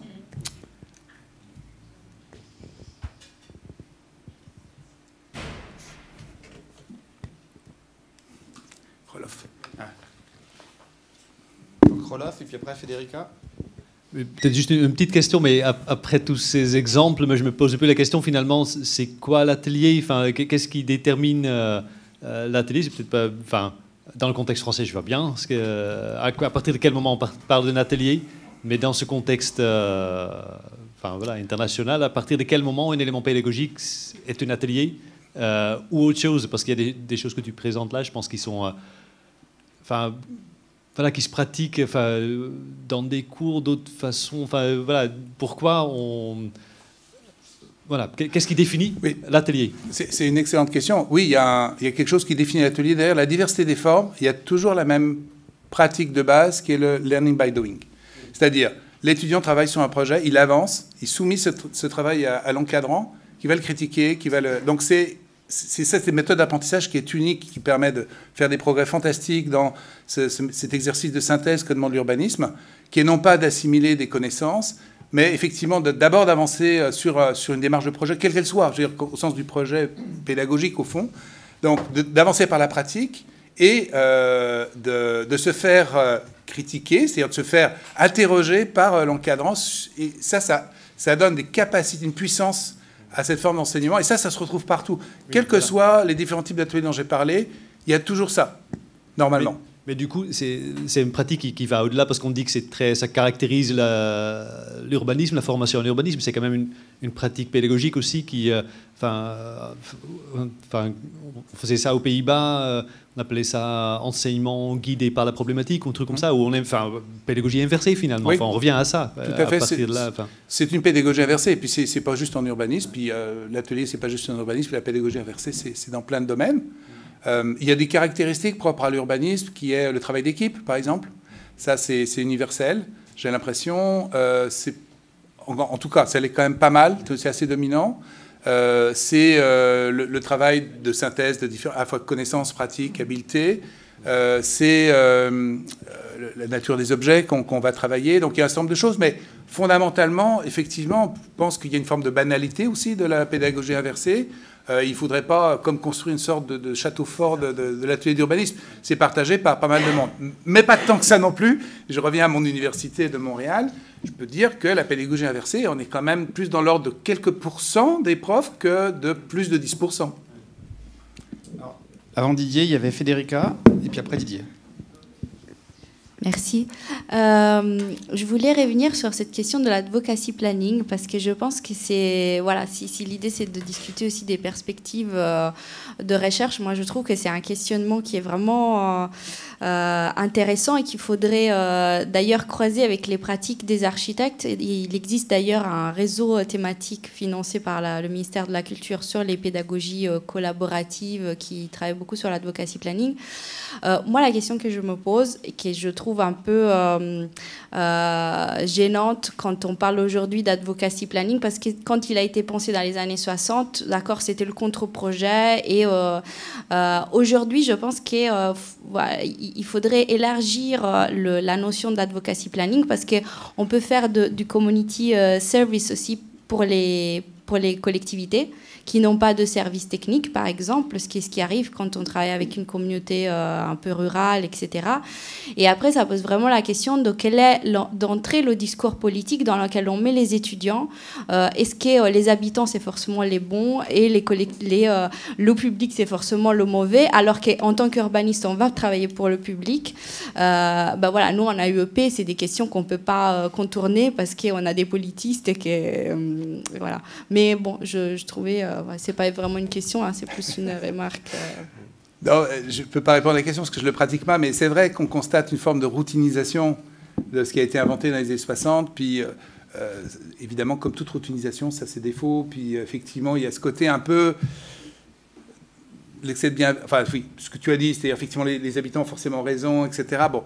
Après, dans un milieu communautaire très évolué, comme l'Amérique du Nord, où il y a eux-mêmes des tensions beaucoup, etc., puis beaucoup de professionnalisation aussi, on est aussi dans un endroit où il y a beaucoup plus de retours d'expérience. Il y a quand même... Non, moi, je ne voudrais pas parler au nom de mes collègues nord-américains qui pratiquent ça, puis qui ont peut-être une vision critique, mais plus enrichie que moi, qui ne pratiquent pas du tout. Mais je me souviens juste d'une petite expérience d'avoir fait une charrette, ce n'était pas un atelier, mais avec mes collègues de Concordia sur un parc où il fallait réaménager les chalets, c'est-à-dire les bâtiments collectifs, les équipements collectifs qu'il y a dans un parc. Puis nous, on était venus avec une approche un peu expérimentale de marier des étudiants en urbanisme et en architecture de paysage pour avoir une approche de conception un peu innovante, on va dire, de ces bâtiments. Et les étudiants de Concordia, eux, ils faisaient qu'une seule chose, c'est des enquêtes auprès des publics pour savoir c'est quoi leurs besoins. C'était finalement très bien qu'on marie les deux, parce que c'était très complémentaire. Mais on voyait bien qu'on était dans des trends culturels quand même assez différents. Donc même à l'intérieur de notre cher Québec, il y a des différences assez marquées, notamment de communautés anglophones et francophones, les deux solitudes. François-Xavier ? Oui, alors nous essayons de pallier ce type de questionnement par, d'une part, un contexte de commande qui est le plus clair possible et qui comporte de la part de la maîtrise d'ouvrage un risque clair et un contexte aussi de la réponse des étudiants face à cette commande qui essaie d'être le plus clair possible en disant vous pourrez vous vautrer, quoi, vous pourrez vous planter sur cette opération. Faites attention à une trop grande adhésion avec la maîtrise d'ouvrage, une trop grande adhésion avec les habitants, etc. etc. Et du coup, ce que nous faisons, c'est nous mettons en place une supervision de pratique et une relecture de pratique qui permettent à la fois pour la maîtrise d'ouvrage de comprendre ce que nous essayons de faire, et c'est-à-dire quelquefois de l'expérimental, du défrichage, ce que vous disiez tout à l'heure, et par rapport aux étudiants, de leur dire, de toute façon, le bain dans lequel vous allez être, ce bain-là, c'est un bain réel et auquel vous allez être confrontés quand vous serez des professionnels. Et du coup, dans ce cadre-là, la supervision de pratique me paraît extrêmement judicieuse, mais qu'on fait bien entendu après l'action. Oui, et du coup, bon, c'était un peu dans le prolongement des interrogations de Roloff tout à l'heure, mais sur ce qui effectivement fait l'atelier, moi je crois qu'il y a aussi la notion d'autonomie de l'étudiant, la mise en autonomie et la mise en responsabilité. Et effectivement, un équilibre entre cette mise en autonomie, cette mise en responsabilité, et puis, je dirais, l'aller-retour avec l'enseignant et la critique, hein, ce que tu disais tout à l'heure. Je crois que ça, c'est quand même extrêmement important. Et c'est pour ça que, quelque part, je dirais, le modèle qu'on a en France avec la commande, hein, et donc, effectivement, une relation avec un commanditaire dont Jérôme disait, et ça, je crois que c'est tout à fait vrai, que, comment dirais-je, on n'est pas sur un modèle bureau d'études, etc. C'est pas du tout ça, hein. Effectivement, il n'y a pas de concurrence avec ça, et on est plus en amont, et on aide un acteur public à définir un peu ce qu'il veut, ce qu'il cherche, hein. Et après un atelier, souvent, ça va déboucher sur l'élaboration d'un cahier des charges et un vrai appel d'offres vers des bureaux d'études, des choses comme ça, hein. Donc on est très en amont ou sur des sujets expérimentaux, etc. Voilà. Donc on est bien d'accord là-dessus. Mais je pense que effectivement, du coup, la commande, elle met en responsabilité les étudiants et les enseignants aussi, parce qu'on a les jetons de se vautrer. Bon, parce qu'il faut... Voilà, et ce qui est très rare d'ailleurs. Et donc, ce que tu as dit là est extrêmement important, c'est-à-dire qu'effectivement, et nous, dans les conventions à Lille, il y a le risque article, je ne sais plus quoi de la convention, c'est ça peut être un échec. Et le commanditaire, et oui, si, et oui, bah, on a bien compris. Et ce qui est très intéressant quand même, parce que bon, les interlocuteurs, c'est qui, hein? C'est des agences d'urba, alors voilà, c'est des collectivités locales, c'est des services de l'urbanisme de collectivités, des trucs comme ça. Et il y a un vrai partenariat. Et je dirais, les interlocuteurs ont aussi un rôle pédagogique et ils adorent ça, hein. Ils se mettent dans cette posture. Et on est dans un acte de transmission aussi. Et nous, on fait un peu l'interface entre les étudiants. Voilà. Donc ça, je crois que c'est intéressant. Et alors, une réflexion qui me vient quand même, c'est... Bon, on parle de pédagogie inversée, etc.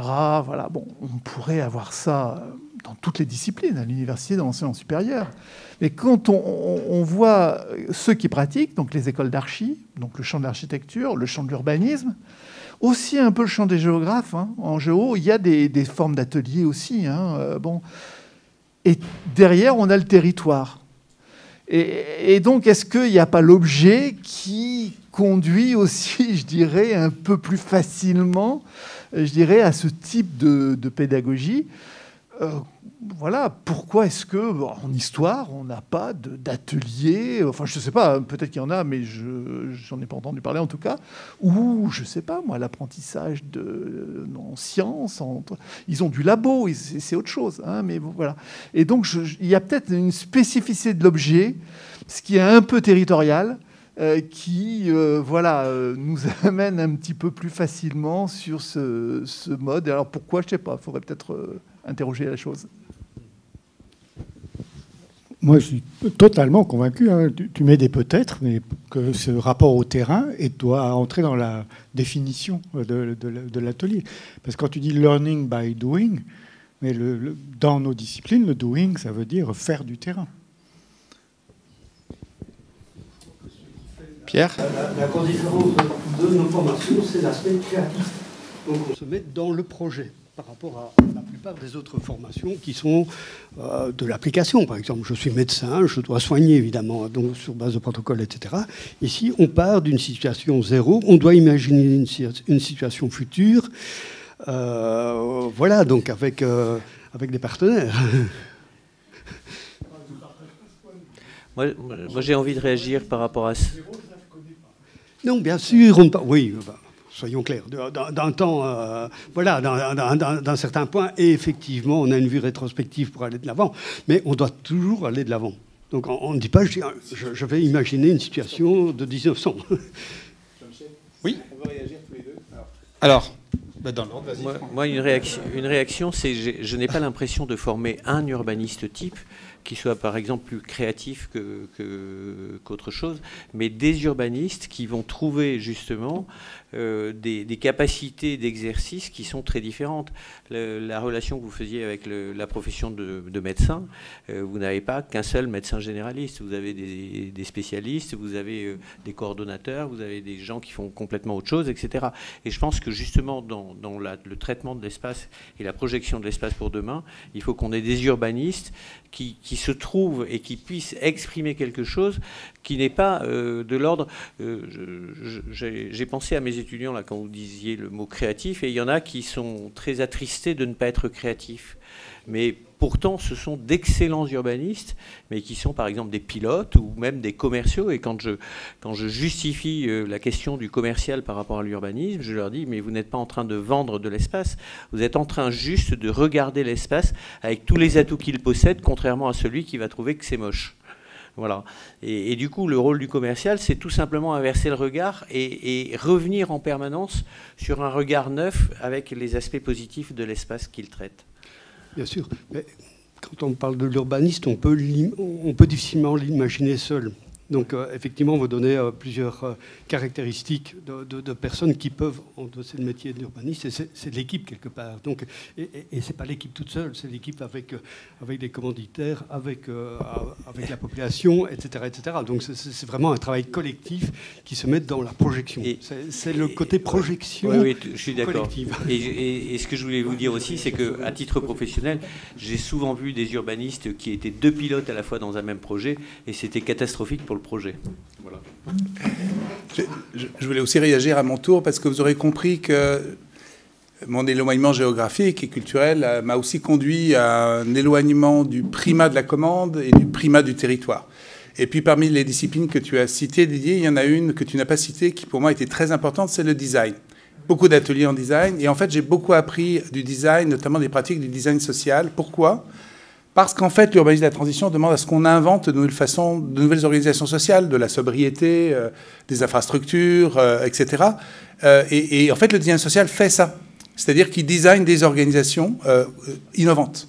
Et c'est ça que moi, j'apprends à mes étudiants dans l'atelier. C'est à imaginer de nouvelles organisations spatiales et sociales qui répondent aux attentes d'une transformation qui est profonde, qui est devant nous. Vous voyez bien que ce qu'on nous demande est à peu près incommensurable. Et donc, il faut construire quelque chose pour comprendre que c'est incommensurable. Et donc, les designers m'ont énormément appris. Et ils m'ont beaucoup appris. Et alors qu'on ne parle pas de territoire du tout, là, ça peut être vraiment au niveau d'un objet, etc. Mais tout simplement, pourquoi ? Parce qu'il y a une énorme rigueur lisible dans la démarche d'atelier. Moi, ça m'a été une révélation. C'est que je suis capable maintenant de pouvoir retracer point par point exactement par quoi passent mes étudiants. C'est pas juste par une sorte de transmission magique, vous voyez, de la magie justement du territoire, ce genre de choses, là, ou du lieu, ou par la critique. Je vais caricaturer une forme de critique qui a pu exister dans d'autres disciplines, où c'était simplement comme vous savez rien faire et puis voyez le maître. C'est vraiment quelque chose, les étudiants sont capables, à la fin des 4 mois, là, de savoir exactement par où ils sont passés en termes d'apprentissage cognitif, des fixations cognitives, etc. Tout est documenté. Et ça, c'est les designers qui m'ont appris à faire ça. Et ça, c'est vraiment... vraiment, j'ai changé complètement ma pratique d'atelier grâce à ça. Alors, j'ai peut-être une dernière question avant de passer le relais pour la conclusion de ce temps de travail. Moi, j'ai une question, mais qui s'adresse aussi aux 3 premiers collègues. On a des étudiants qui sont absolument rétifs à des formes d'enseignement, comme le cours magistral, par exemple. Est-ce que vous rencontrez des étudiants qui sont absolument rétifs à l'enseignement par atelier ? Ou est-ce que cela franchisse tout simplement pas la porte de nos instituts ? Moi, j'adore ce type d'étudiants, parce que on a une filière qui vient des gens comment ça s'appelle, qui sont du bâtiment, quoi, qui arrivent du bâtiment. Et eux, ils sont assez rétifs à ce type d'atelier. Et je crois que la méthode qu'on emploie, en tout cas à Bordeaux, est une méthode qui produit des super urbanistes à partir de ce type de profil, tout simplement parce que, justement, on déconstruit complètement, en fait, leur savoir-faire et on essaie de reconstruire autre chose. Mais ça marche aussi dans les étudiants qui se croient des cadors. Et moi, je constate que souvent, ceux qui viennent de la politique se considèrent comme des cadors. Et dans ce cadre-là, il faut aussi travailler à une déconstruction, quelque part, de leur certitude et de leurs acquis pour leur permettre de projeter autre chose. Oui, j'ai à peu près le même constat. C'est-à-dire, bon, ils sont peu nombreux parce qu'effectivement, surtout à la maîtrise, ils savent dans quoi ils s'embarquent. Parfois, au premier cycle, au bac, ils ne savent pas forcément. Ben, la maîtrise, ils viennent pour ça, mais ils ne l'ont pas éprouvé encore. Et donc, c'est vrai que les étudiants qui viennent des disciplines les plus académiques, là, notamment sciences politiques, mais pas uniquement, chez nous, il y a aussi relations internationales, il y a également des gens qui viennent d'anthropologie, etc. des gens qui viennent avec vraiment des rationalités des sciences humaines et sociales, y compris une approche critique très forte, qui viennent de ce côté-là, sont parfois très désemparés face aux méthodes de créativité. Parce qu'on est sur quelque chose de complètement différent. Et donc, il faut vraiment les accompagner là-dessus. Le travail en équipe permet en général de passer là-dessus. Mais ça m'est arrivé d'avoir des étudiants qui ont refusé de sauter le gué, notamment de la prospective, qui suppose quand même... ou de la conception innovante, qui est le plus exigeant, là où ça suppose vraiment de fonctionner sur un mode de rationalité complètement différent. Et oui, là, c'est un peu l'épreuve. Donc, mais c'est exactement ce pourquoi on fait ce métier. Donc. Ils ne traversent pas le pont, ils ne franchissent même pas le gué. Ils restent à quai. Parfois, ils foutent à l'eau aussi. Oui. Ça nous fait du bien parce que ceux qui rentrent dans notre jeu, c'est presque plus facile. Il y en a aussi qui foutent la merde avec les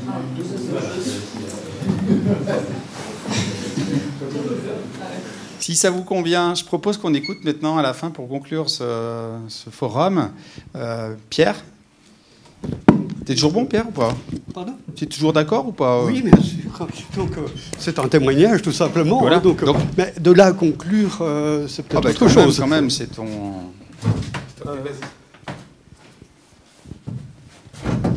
qui, pour ceux qui ne le connaissent pas, a dirigé pendant de longues années le challenge en urbanisme, qui va bientôt passer le relais et qui souhaitait témoigner aussi sur cette forme particulière d'atelier qu'est le challenge.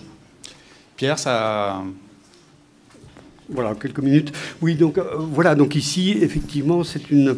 je vais peut-être profiter un petit peu de l'occasion, puisque ce sont les journées internationales de l'apéro. Et donc, parmi les actions de l'apéro en direction des étudiants, il y a l'organisation d'un challenge annuel.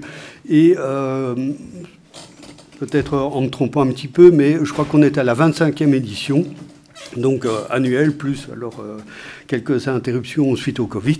Donc ça vous donne déjà une certaine dimension de l'activité. Alors, tout le monde est... Oui, on est globalement dans le réseau apéro, donc je ne dois pas représenter cela.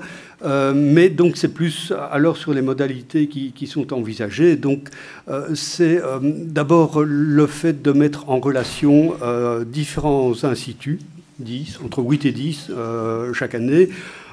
Chaque institut délègue 4 étudiants, simplement pour une question de logistique évidemment, et ils sont délégués, ils se rencontrent chez un des instituts partenaires du réseau apéro, l'institut qui a gagné l'année précédente. Donc c'est un peu ce principe-là. Donc l'équipe qui gagne, forcément, est chargée de l'organisation du challenge de l'année suivante. Alors, quelles sont les caractéristiques en fait de ce que j'ai pu observer sur les quelques années, puisque ce n'est pas moi strictement qui suis à la manœuvre, donc c'est vous, année par année, donc institut par institut, qui prenez en charge de cette organisation-là. Mais voilà, donc ça me permet, malgré tout, puisque je participe, ne fût-ce que comme témoin aux différents jurys, donc d'avoir tout de même une petite vision de ce qui s'est passé, à tout le moins sur une bonne dizaine d'années, mais de ce que j'ai pu entendre aussi historiquement, c'est à peu près la même chose. Donc, une formule tout à fait particulière, puisque vous déléguez 4 étudiants à l'étranger. Enfin, quand je dis étranger, ça peut être la France, la Belgique ou la Suisse. Et je peux vous assurer, étant belge, que je vois des étudiants qui, tout d'un coup, franchissent une frontière. Donc, c'est déjà quelque chose un peu innovant. Deuxième chose, c'est qu'ils travaillent en équipe. Hein. Donc, les 4 étudiants que vous avez envoyés, sont là, sont tout seuls, quelque part, dans un autre pays, ou en tout cas, un tout autre contexte. Alors, quand je dis tout seul, voilà, donc évidemment, nous les encadrons sur l'aspect logistique. On les accueille, on les loge, on les nourrit, etc. On met à disposition toute une série d'éléments nécessaires par rapport à ça. Et ils n'ont pas d'encadrement de type pédagogique pendant les 5 jours. Donc, ils sont vraiment livrés à eux-mêmes et ils doivent s'entendre. Alors, j'ai pu constater qu'il y avait des équipes qui s'étaient préparées depuis... certaines semaines, un certain nombre de semaines pour venir concourir. D'autres arrivent un peu les mains dans les poches avec une équipe qui n'est pas constituée spécifiquement de la même année. Ils apprennent à se connaître également sur place. Et donc pendant une semaine, ils doivent se débrouiller. Alors comment globalement la semaine est organisée? Donc l'activité commence en général le lundi sur un sujet qui est resté secret quelque part par les organisateurs, sujet qui est évidemment ou territoire ou projet qui est déterminé à la fois par l'équipe pédagogique et un commanditaire extérieur, donc c'est toujours un commanditaire extérieur, une ville, une municipalité, etc., qui passe quelque part la commande. Donc au niveau du déroulé, les étudiants sont réunis le lundi matin où ils ont des exposés relativement généraux sur la ville qui les accueille, l'histoire, les dynamiques qui peuvent être en place, etc. Et voilà, plutôt quelques pistes très très sommaires de questionnement en fait qui sont portés par le commanditaire, donc la municipalité, etc.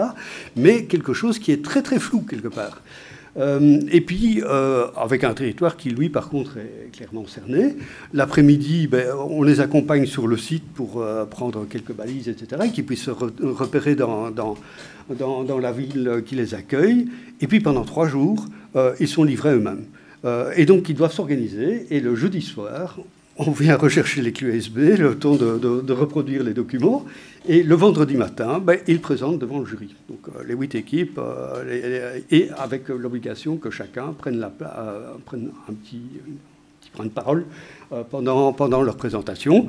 Puis alors, évidemment, procédure classique. Donc le jury composé à la fois de professionnels d'académie et de représentants d'apéro se retire pour délibérer et désigner, d'une part, un vainqueur, qui aura évidemment l'obligation de réorganiser l'édition suivante, et de 2 nominés. Donc voilà, et avec un petit retour, évidemment, sur, je dirais, les points positifs, évidemment, que l'on peut retirer par rapport à ça. Alors, les propositions sont très, très ouvertes, évidemment, parce qu'on est quelque part dans une commande... de définition de projet. Et donc, les municipalités sont en général très, très intéressées par rapport à ça. Donc, on n'est pas sur des commandes fixes, etc. Et d'un autre côté, c'est aussi de voir un petit peu comment les étudiants s'organisent entre eux, les éventuelles tensions, etc. Les stratégies qu'ils mettent en place pour pouvoir décortiquer quelque part cette commande dans des situations tout à fait particulières, puisqu'ils ne connaissent pas du tout l'ambiance et la dynamique. Voilà, donc c'est quelques mots pour simplement témoigner qu'il y a aussi, qu'il y a entre autres aussi cette approche-là qui peut quelque part les mettre sur je dirais, l'exercice de répondre à une commande quand on reçoit un cahier de charge où finalement on ne sait pas très bien de quoi il s'agit. Donc c'est quelque part décrypter derrière cela ou imaginer soit des scénarios, soit essayer de comprendre ce que le commanditaire veut. Mais en tout cas, ce n'est pas quelque chose qui est figé, fermé, etc. Et donc je peux témoigner vraiment de la profusion de richesses, d'idées qui sont mobilisées sur un laps de temps excessivement court. Et par ailleurs, donc, il y a aussi ces échanges donc, entre étudiants, puisque ils peuvent forcément partager leurs expériences, leur pédagogie, je ne dis pas leur langue, mais en tout cas leur culture, puisque donc, on est sur 3 pays. Voilà, donc tout ce que je voulais dire de particulier, donc peut-être pas une conclusion, c'est plus un autre témoignage. Et voilà, donc on espère en tout cas que le modèle se poursuivra, il pourra évoluer, mais en tout cas, cette dynamique est quelque chose de très, très importante. Et j'ai régulièrement des mails d'étudiants, tiens, quand est-ce que vous organisez le challenge, etc., etc. Ou parfois, on me rappelle en disant, tiens, est-ce que vous n'avez pas encore le fichier d'un tel, est-ce que je ne peux pas, etc., etc. Donc, voilà, puis il y a Facebook vis-à-vis des étudiants. Donc, c'est toute cette dynamique dont je voulais simplement témoigner.